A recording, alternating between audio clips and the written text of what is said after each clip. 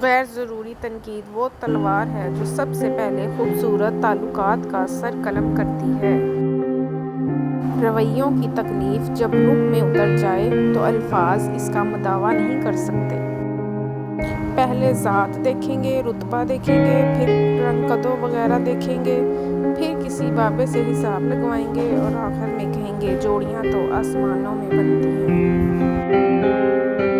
آگ لگانے والے کو کیا خبر، رخ ہواؤں نے بدلا تو خاک وہ بھی ہوں گی۔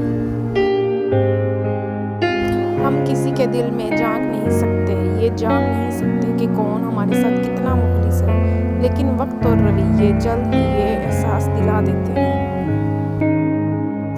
کچھ لوگ اعتبار کے نہیں احتیاط کے لائق ہوتے ہیں۔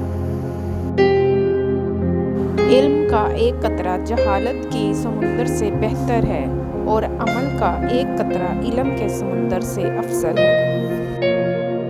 جو انسان ہر وقت سب کی خوشی چاہتا ہے، سب کے بارے میں اچھا سوچتا ہے، سب کا خیال رکھتا ہے، وہی انسان زندگی میں ہمیشہ سب سے اکیلا رہ جاتا ہے۔